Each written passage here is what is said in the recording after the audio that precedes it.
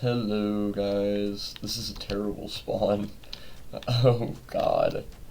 Um, so to pretty much keep it short, I fucked up real bad in the last episode of the recording of the last episode for Blitzcraft, and honestly, it was really boring, and I was talking about some really heavy shit for no reason. Uh, and it was really not a good vibe for that kind of series. So that's not going to be continuing. And I died too. So yeah, no, that's not going to be continued in that way. But today, fuck, I've had a series of nightmares that I've kind of realized are connected now. Um, and it's got a lot of very similar themes, and it's got me really confused as to why I find this so scary now, because historically I've never had an issue with the kind of cosmic horror that I've had now. But the very first dream in this series that I remember is I was in town, and it was set when I was 17 in high school, but I believe I was 20 having this dream. Um, and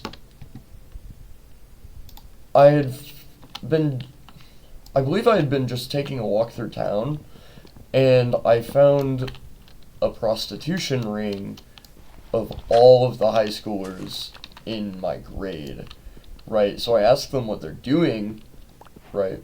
Because it was pretty clear what was going on. Um, it was really just to ask to confirm it narratively, okay? And they said, obviously, we're prostituting ourselves for money because our families aren't able to make enough money. This just logically made sense in the dream, um, even though in real life it didn't, right? Like, these were pretty well off people that wouldn't have had those problems in real life. Um, and so I kind of just, like, turned and left because I started to get creeped out by that. Um, and I went back to my house. I slept for the night in the dream. And once I woke up, I filed that kind of police report, which it wasn't like really filing a police report. The police were just kind of at my house the next morning, and I had understood that I like brought them there. So they say, okay, well, if you can take us to that location, then we can give a proper like investigation to this, because I hadn't known the address in the dream. So I basically retraced my steps, going back to that place, but the windows had been barred now, right? And all of the lights were out, like there was nobody in the house. So clearly this wasn't like some place that they had stayed. And he said, okay, well, since there's really nothing we can see in there, we can't progress this. Um, and they left. So later that night, I decided to do investigation and do like a citizen's arrest. And so in the middle of the night, I came back, and lo and behold, they were there. And um, there was like bodyguards this time, you know?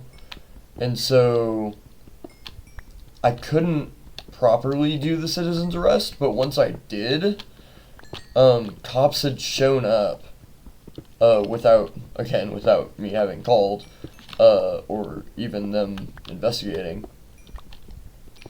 And they made the arrests on one of the bodyguards, but I believe one of them got shot.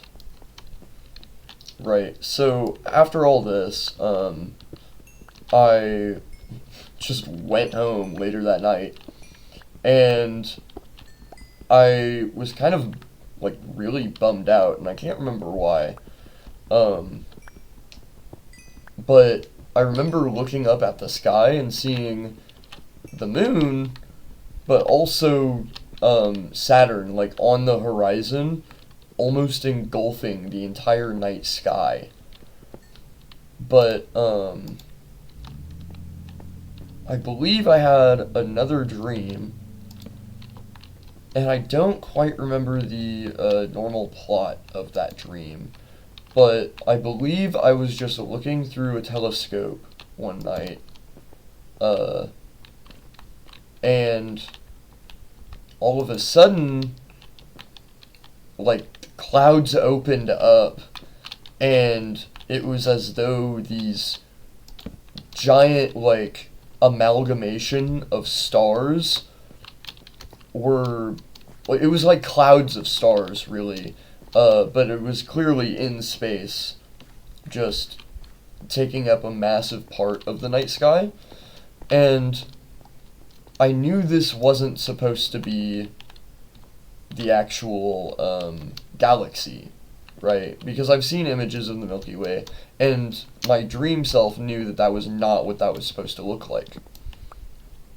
And so I'm, again, terrified of this, because it's this giant cloud of purple and blue and green stars that are just consuming every other star that you could have normally seen in the night sky, right?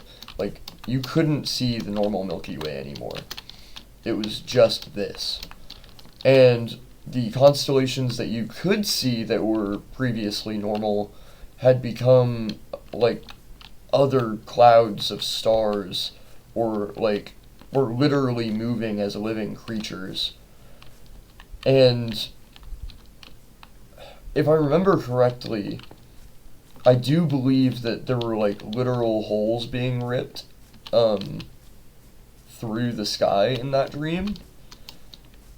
But my memory is spotty on that part. I've also had a few dreams where I just, like, generically see two moons, and I become utterly baffled, you know? Like, it would be as though I had just seen the Men in Black, and they forget to neuralize me or something. And it's just the utter stunnedness of the entire situation of, like, oh, so those are, like, those clay-faced guys in the security footage, and they actually just look like that, you know? That's the kind of feeling I get in that state of dream. I see these two moons, and I'm really just baffled and confused by it. See, because I knew there was only supposed to be one of them. That's kind of the main point there, you know? So, there's really nothing I could do. I believe I tried to call an emergency number in the dream, and then I realized that was, like, futile. But another theme in these dreams is that I become powerless through celestial means rather than anything I can control. Which is probably a victim complex I have, you know.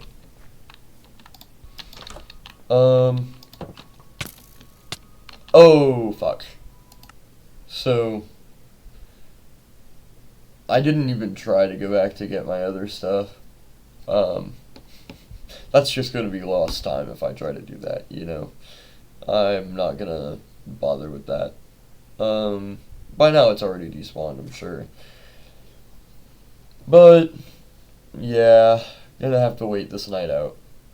Hey, it's day now. I can actually do stuff. Yeah, I'm in hard mode, so there's no way in hell I'm gonna be able to get anything of use while fighting those guys, you know? Just not gonna happen, Chief. So before I reach that last dream, we'll talk about Statica, the new Avenged Sevenfold EP. So, it's not supposed to be Avenged Sevenfold, I don't think. I think they're actually just releasing this as a introduction to the Statica project, and I also don't think, hot take, I also don't think the name of the album is Statica. I think it's actually supposed to be Rejoice. And Statica is simply the name of the side project band, right? Now, the reason I believe this is they, in the opening act for their own concert, too, by the way, they had the band names up. They had first Statica, then, I believe it's either Avenged or Good Charlotte. And under Statica, it had all the song names, right? So I think Statica is actually going to be the band name, and not the album name. The album name is probably just going to be Rejoice, or one of the other phrases that it has, being, the other phrase being, you will see God, and then the third one being the most probable time for it to happen, or like the most, worthy time to happen, or something to that effect, right? Effectively a statement to not show faith, but to show that you're trying to solve a problem in your life that you're putting under the mask of religion. God, I don't even know how to go about talking about this EP. I really liked it, but it shouldn't be part of Avenged Sevenfold. And I don't think that's the route they're taking, because like I said, I believe it's going to be a side project. But what I do worry about is how Avenged Sevenfold as a band is going to continue making music like this, right?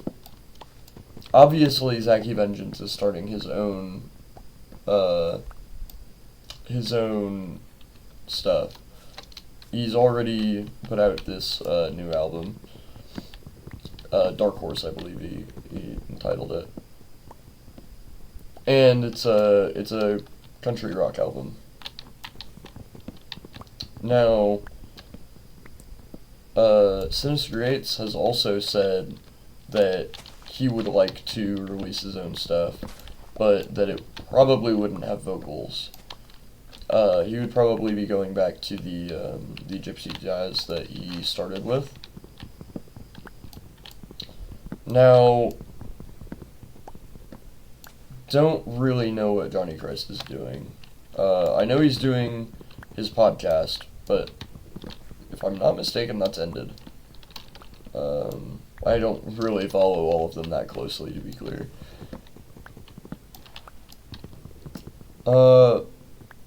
So if this is the case, and Avenged is just, not gonna be dropping music for who knows how long, and instead continuing to go for Statica, I'm not opposed to it, purely because then Statica is still separate from, Avenged, and all's well that ends well.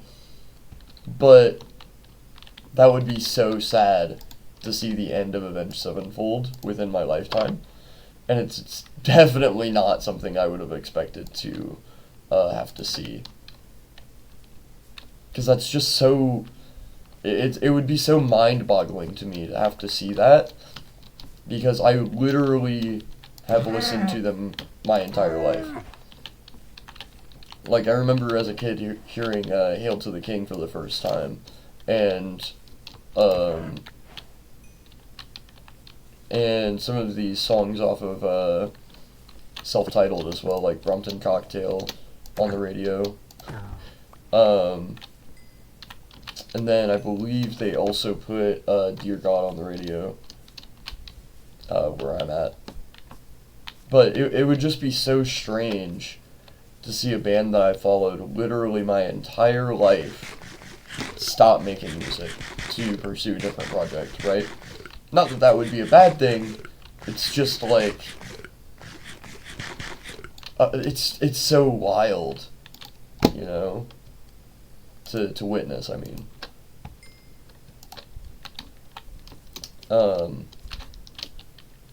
But anyway, yeah, no, I enjoyed the music, and I hope it continues, but under a different, like, band, quote unquote. It's still gonna be the same members, probably, but...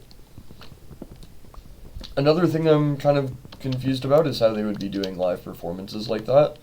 They did it all from backstage, which, yes, I'm sure was an artistic statement rather than, like, an actual representation of how they will be performing as Statica. Oops. Because they kind of obviously wanted to go for that kind of a Wizard of Oz deal. So clearly, that's not sustainable on a long-term scale, right? Not even really short-term either, because you're not seeing a band perform.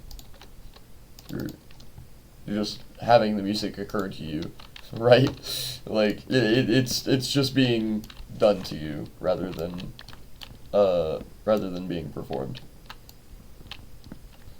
So I'm fairly certain this is a project so that he can rest his voice before he gets back to doing Avenged Sevenfold, because even the stage, or sorry, not the stage, even Life is But a Dream was really hard on his voice, even though you can tell there wasn't very much necessarily harsh vocals in it. I had a furnace, where did I put that? Anyway. You can still tell it's very, very hard for him to continue making music like this. Oh, there it is. So, once he gets his voice more back into working order, Avenged might come out with another album and then call it quits. That's not, like, a statement of not having faith in my band. It's just... You know, it's not sustainable with how he wants to do Avenged. Like, you just can't keep doing that with all the vocal injuries he's had. And for whatever reason, he made the decision to just keep doing performances through his first injury, which was a terrible choice. An awful choice, and it's definitely what led to the way that his voice sounds now. Am I being kind of mean about this? Yeah. Yeah, I am. But you know what? Oh well. Right?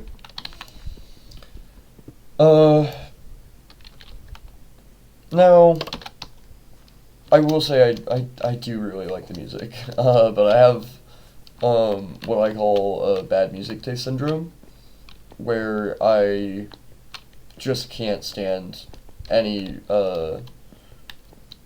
quote-unquote standard music in boundary defined, or genre boundary definitions, right?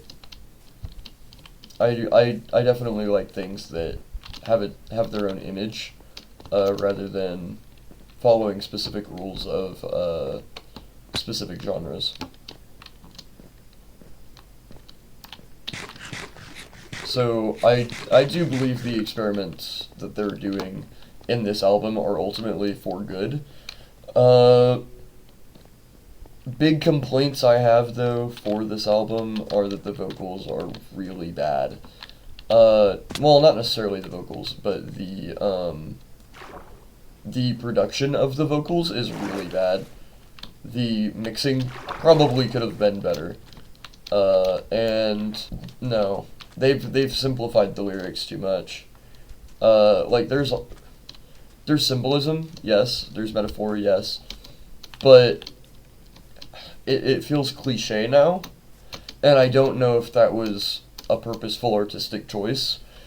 I could understand why it would be, but it still feels out of place. Like, even for the image that they went for.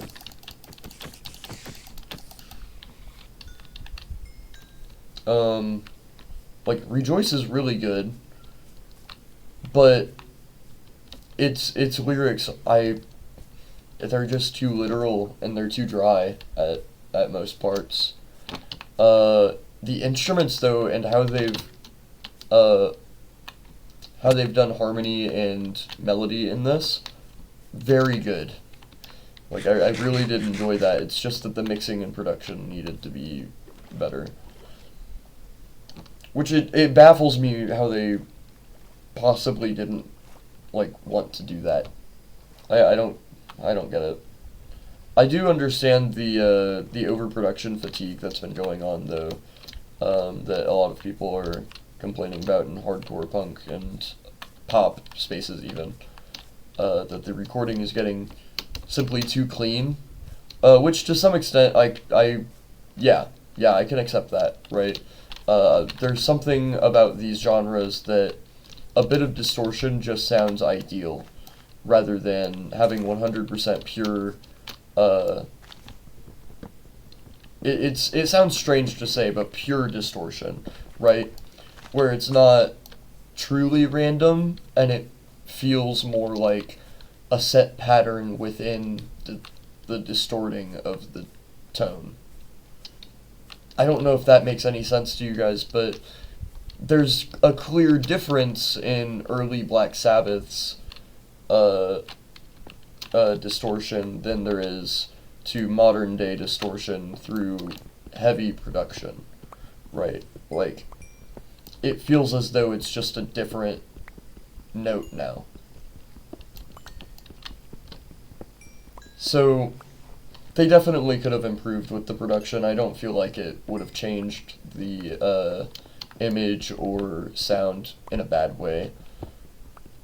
But overall, the bones of the album, or of the EP, I really do like it. I have seen an image that went around that's shown that there were maybe 2 demos that didn't get released. But honestly, I probably saw an AI image and I just scrolled right past it without really thinking about it. Or I had assumed that it was AI because of the font. But regardless, people are also saying that it kind of sounds like it's made with AI. I don't fault them for thinking that, given that the band has been pretty open about trying to find a good AI. Also, sorry about that. I accidentally bumped my mouse. I don't blame them for maybe suspecting that because of the band's current semi-obsession with it. I kind of want to make a venture over to that mountain. Might just take a boat.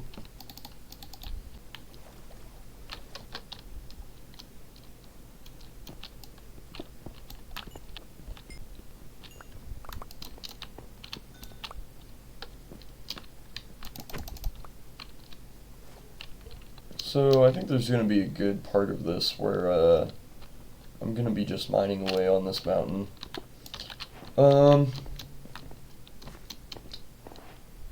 So going back to the EP, the way that I described it in my high drunken state the other night, I was out partying with my friends, not just being an alcoholic at my house, don't worry guys.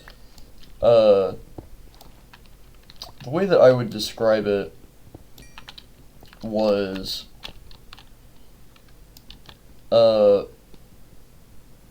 eclectic space surfing techno metal, but I don't think it really fits metal that much. Very, very loose with that. They're clearly very inspired by Daft Punk, as they've said, and a lot of the 70s influences there. Now, that's not to say that it sounds as though it's from the 70s, but it has elements of that, and it's clearly more modern than they were. The interesting part of this, though, is that there's no bass. No bass and mostly no guitar. And like I said earlier, I think that's actually just them doing their own thing for a minute before they can get more inspiration for Avenged, while Matt's also healing his voice.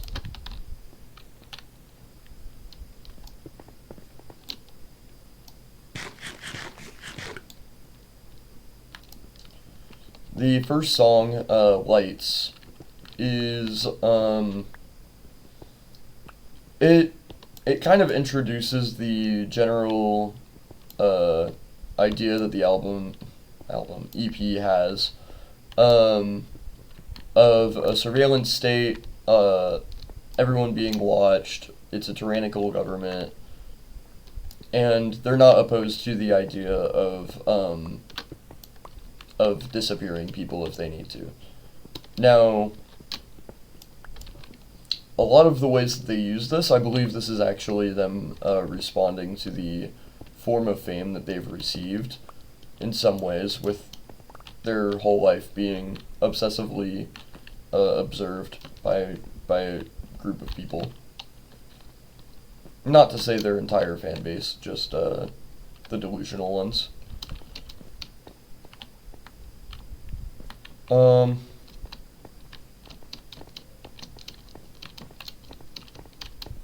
The ending statement of the song is, turn out the lights. Now,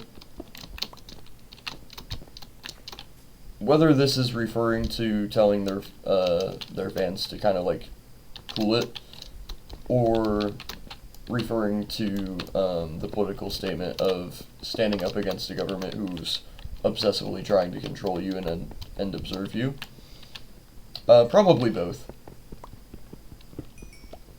It's very clear that the band has shared that sentiment in the past. And it's pretty apparent that the Avenged fan base, to some extent, does feel like they just are trying to get more and more out of the band members than they can reasonably assume in some parts. Because at the end of the day, these guys are just, like, also regular people that want to enjoy their life with immense musical talent, and artistic dedication, I would say as well. So the next song was Statica. It referred to the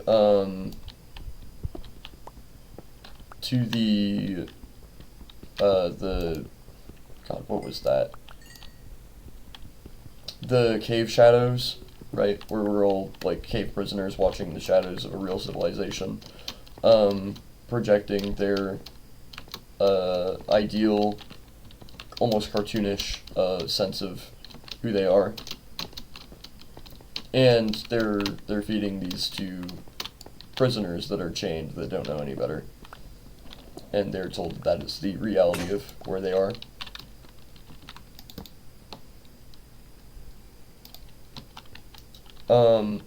In some ways, they are also telling the fan base to... wait, no, sorry. That's the next song, actually. But they are calling out a lot of people for just going and consuming media mindlessly without really thinking about the direction that most of it takes you. Namely along propaganda and the way that the government frequently lies to people and tries to enforce their image onto you without you necessarily realizing it. Now the next song, Rejoice. Yeah. So Rejoice covers the idea of a 1984-esque society where people are brainwashed into into believing that Big Brother ultimately like is looking out for them, and that everyone out on the street is actually like not a stranger. They're your friend because you know that they're not committing crimes in the police state that has been forced, which is the statement of that said government, right? If you know everyone's being watched, then you know no one's doing anything bad. But that extends to what is a defined bad moral idea by a fascist government, right? And that's ultimately one that tries to change the culture in said government. Now, it also covers the propaganda that a said government would say. He states that the reporter on the free news channel is giving his news to him, and the news is just that everyone in the world is happy and everyone's free and no one is sad, which is a narrative device to say that it actually is not the case. I don't think I should need to explain that, but some people don't pick up on that, even though we were taught that in like 8th grade high school English class. 8th grade isn't high school, junior high, anyway. So, overall, I feel like the themes are great.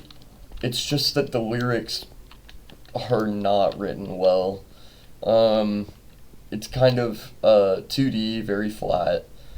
And I don't know if that's on purpose, really, because the obvious goal of the vocals is to sound robotic and programmed, as an ideal citizen in that form of government would be, but it's also to rest Matt's voice as a meta-narrative, right? So whether or not the quality of the lyrics is actually a subtle nod of like, yeah, this is the goal that is being pushed, we are actually trying to make it sound bad, which in some way is actually a way of making good music, because the goal is ultimately achieved creatively, and it doesn't matter whether or not it sounds bad by normal standards, which is probably the goal that they're going for. Whether or not people enjoy that is their choice. I personally do. I really enjoy it when a band is actively trying to break standards, as I said earlier. Now, I can't make a bed.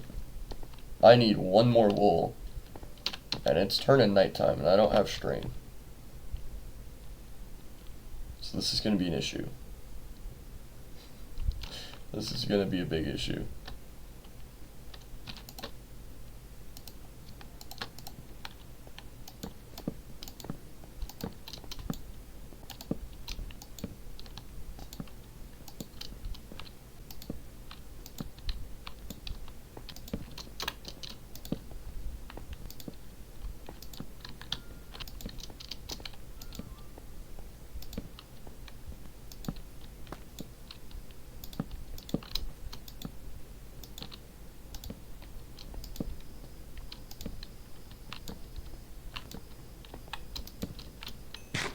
Just trying to make this mountain safe, bro.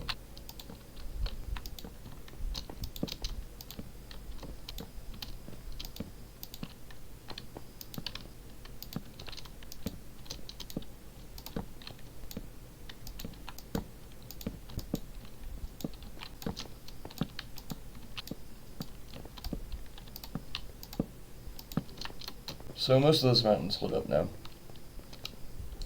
I don't know quite for sure what I'm gonna do with this mountain. I'm obviously gonna get all the ores out of it. But I'm pretty sure there's a cave somewhere inside, and that's a little scary to me, in my opinion. I don't want to fight these guys low key. Kinda don't. And I'll be honest, I don't really have much memory of the song Ashes from their EP. So I'm not really going to make any comments that I maybe shouldn't be able to make. That would be unfair to the band. But overall, I've enjoyed that new EP, and I think it's really good. But as long as they keep it separate from Avenged Sevenfold as a band, that would be the only way that this could work, I think, logistically.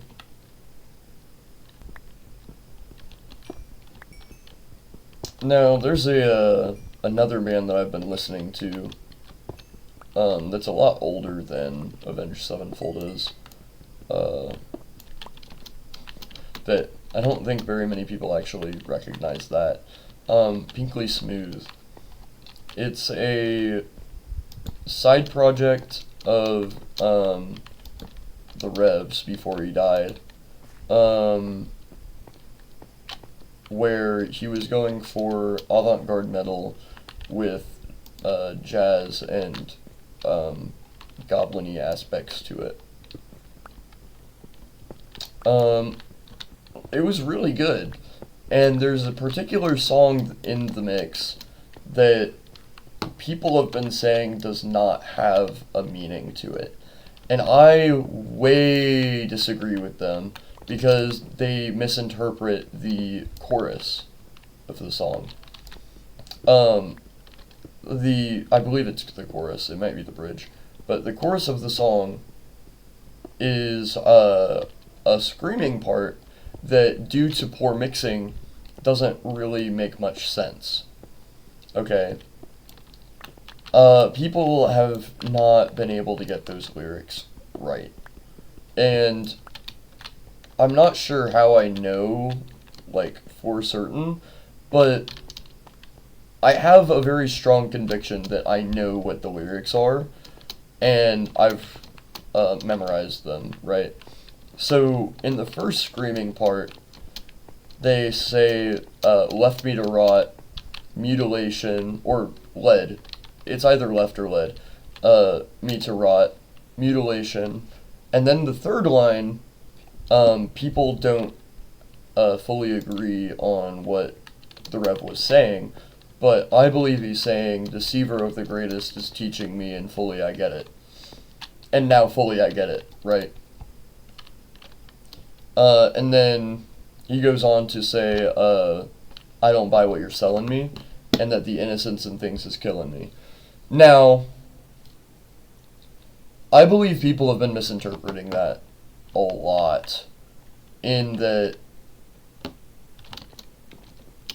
the Rev feels actual guilt about all of this, or feels guilt about anything that he's, like, done. I believe he stated before that he doesn't really have regrets. He doesn't seek to regret stuff, and he tries to live his life in the present, right? Lived his life in the present. So, I don't believe that's what he's saying. I believe it was actually a defiant statement against religion, right? In the Quran, Allah is stated to be the greatest deceiver of them all, and that he can trick a man into believing anything, fooling even the man's very senses and his thoughts. Now,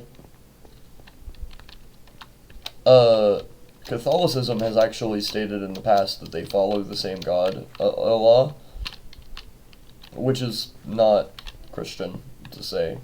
Let's be honest. Not gonna open that can of worms though.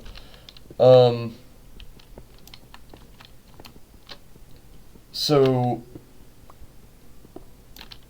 for context, also Jimmy grew up Catholic. Additionally, he goes on to say that he doesn't buy what the church is telling him, nor any other religious text by extension, and that the statement that he later says, quote, the innocence in things is killing me, I believe he actually meant that to be a question statement rather than a statement. that makes any sense. And it's meant to be heard sarcastically from Jimmy. And then later on, he says, in the second screaming part, growling, it really depends on what you want to call it.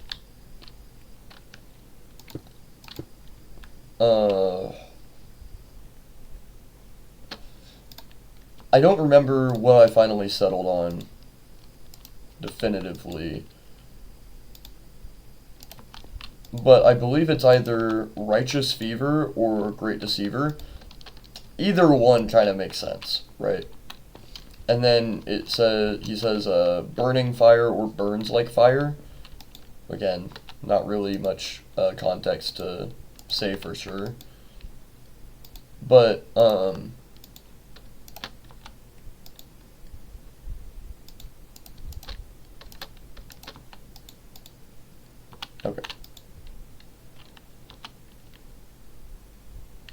Yeah, there's not much context to tell for sure what he was really going for lyrically there. And I can understand why people are getting that wrong. But I believe he's saying Righteous Fever, burning fire,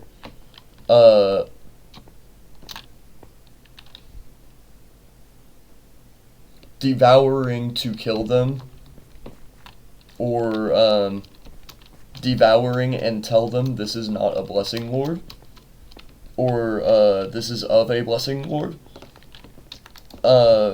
Basically sarcastically saying that throwing people's loved ones to hell to burn, either forever or to be destroyed. I don't know what Jimmy believed, and I'm not going to put words in his mouth on that part. Believed he interpreted from Christianity, I should say. But basically sarcastically saying that it's not actually a blessing to those that were losing family members in that.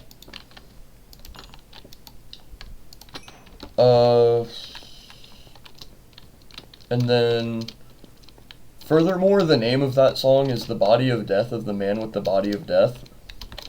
I looked it up. The Body of Death is actually a, it's sort of a metaphor for sin, because it eventually will get you killed by God, for it is storing wrath in your body. And so, that's supposed to represent sin, right? So what he's really saying is the sin of the man that is a sinner, okay? And the reason I say that is because if he's a man with the body of death, then that would mean that he himself is living in his, like, worldly desires and is sinning. So it's saying the sin of the sinner, which would then be blasphemy, right? So the song is supposed to be a defiance to God. And there was one more lyric that I just, for the life of me, am not able to remember right now at the end of the song. No, I think I was thinking of something else, actually. Anyway, people have been saying, even Brian Hayner was saying that it was a song that they wrote when they were drunk and probably didn't mean anything. Which, yeah, I'm sure they were writing the song when they were drunk, but I don't think that it doesn't mean anything, you know? Not to say that he's lying, but I don't think it doesn't mean anything, you know?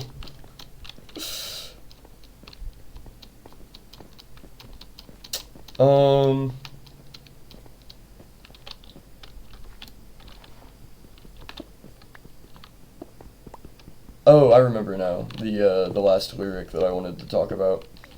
It was the, quote, little girls laugh at and go, Should I leave to make myself scream?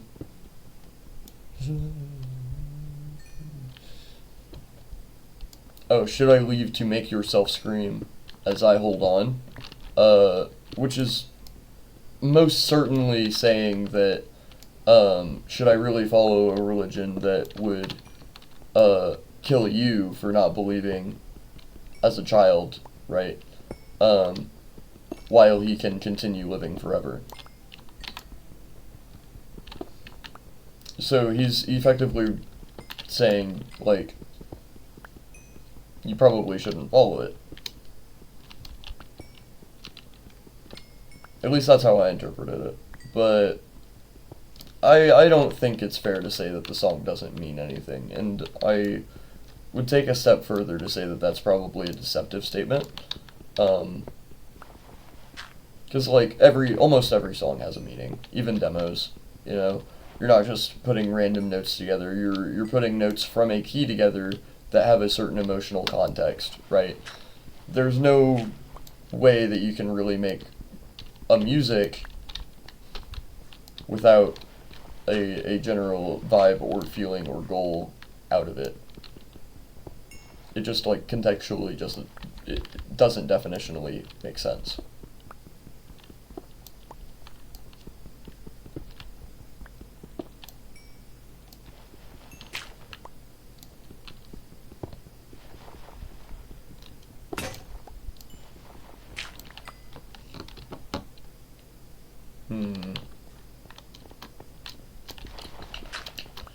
Well, I've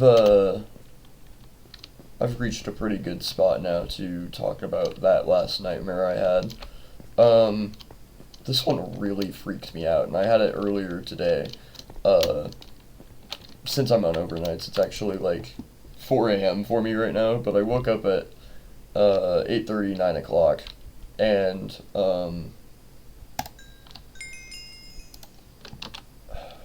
so in the dream, I had just gotten off of work.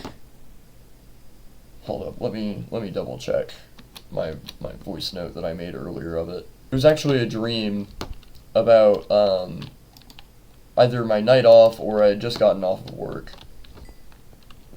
And I was going around trying to hang out with people, but they were all, like, busy or just didn't want to do anything. So I ended up at the traffic circle in my town, and I was going around it, and then I noticed that the sky was, like, kind of flashing a little bit at first, and then there was a giant flash, like a huge one, that was mostly like a reddish orange, and a little bit of, like, green in the deeper streaks of it. But it was such an intense light that I don't think I could really connect it to normal color, because of just, like, how surreal it was as well. So this happens, and it kind of almost blinds me at first, but I'm not, like, fully and completely unable to see. It just takes me off guard, more like. Now, this happens, and it's supposed to be the dead of night, because I'm sleeping during the day now and being awake at night. So in the dream, it's like the middle of the night when this happens, and it lights up as though it's midday. Okay? And that was really just temporary. It was a instantaneous flash, and then it stopped. So when I got out of my car, it was back to being normal nighttime, and I could see a relatively normal amount of stars, but I could also see a bit of the Milky Way. And I didn't notice anything at first, because I was looking in the wrong direction, really. But then I noticed that my boss had actually pulled over with me, next to me, because she had been getting off of work at the same time. And she asked me, like, dude, did you see that too? And I said, yeah, it was really freaky, huh? And she's looking around and she's like, oh, I think, like, I don't know where it happened. And then it happens again immediately, right? Like, as she's saying that, it happens immediately. And this time I'm looking very, very closely at where the source could have been, or where I thought it was. Not really at it, but very close to it. And, it explodes like that again. It was this giant red, white, greenish flash, right? And it was as though it was like flowing within the sky before it flashed to reveal itself, right? And so this happens again, and this time I got really blinded. Like, it really fucking got me, right? So I'm rubbing my eyes, and as I open my eyes, my boss next to me, she goes, "Oh wow, wow, did you see that?" She was looking the opposite direction of the source because she was looking at me, right? So she didn't really get blinded like that. And she said, "Oh my god, are you okay?" And then she turned around to look at where the source was, and she was like, "Oh, that's what that was." And then I open my eyes as she's saying it, and I'm not looking directly at it, but then I notice what it actually was, and I start looking at it, and it was so clear, like, it was so clearly almost a supernova, right? So I asked her, I was like, "Is that Betelgeuse? The star that's supposedly reaching the end of its life, that's expected to supernova, right?" I'm like, "Was that Betelgeuse?" And she looks at me and she goes, "No, I think that was like a black hole going like combusting or something." And I said, "No, I think it's a supernova." But the weird thing about it was that there was a star at the center of it that was so very clearly still a star. And it wasn't expanding, like it didn't burst open the way that a supernova normally would. It was expanding, right? So I'm looking at it, and it's perfectly symmetrical. There is no flaw in how symmetrical it was. And it continued to expand and grow almost like a Conway Game of Life creature, right? Or maybe even like a moss colony. And the outer rings of it were green, like this bright lime green, almost like you see in an Aurora Borealis, right? Aurora Borealis, right? And it just kept growing and growing, and it was already very, very large, but it had grown to be like a good eighth of the sky, maybe a sixth of the sky, and all I could feel was, oh my god, that scared the shit out of me. All I could feel was like I was being watched by the night sky, and that it was coming to just like completely consume the Earth, right? Even though it was supposed to be so astronomically far away, literally astronomically far away.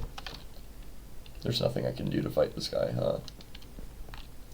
But as I was watching it, I just kind of dropped to my knees in futility and absolute horror, because I didn't understand what was going on.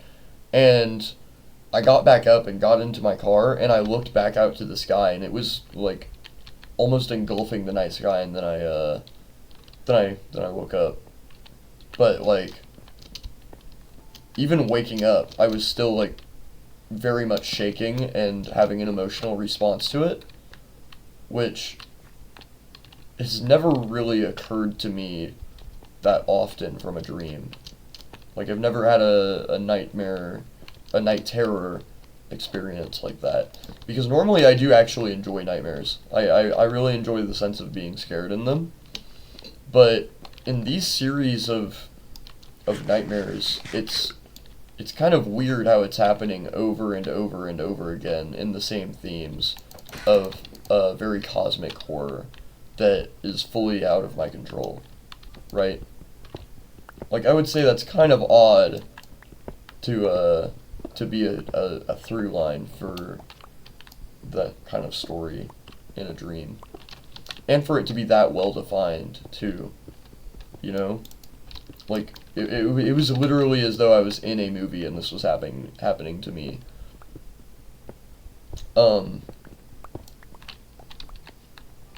Well, we don't have a bed to sleep this night out. So we're just gonna have to kind of make do.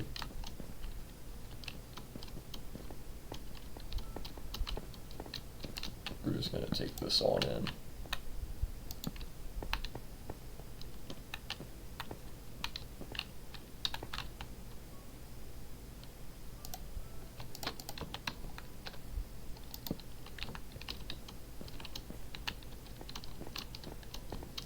Yeah, we're gonna take all these furnaces back into.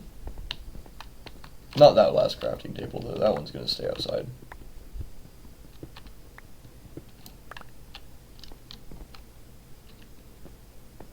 Also, did a phantom do 3 hearts of damage to me earlier in full iron armor? Because if that's the case, that's actually insane. Like, that should not be allowed. You know? Positively nuts.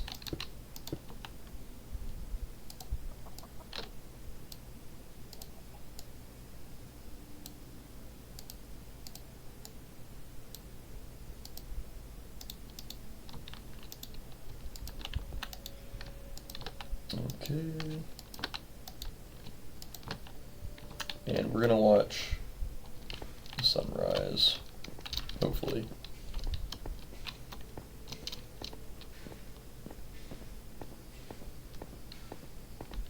Hey!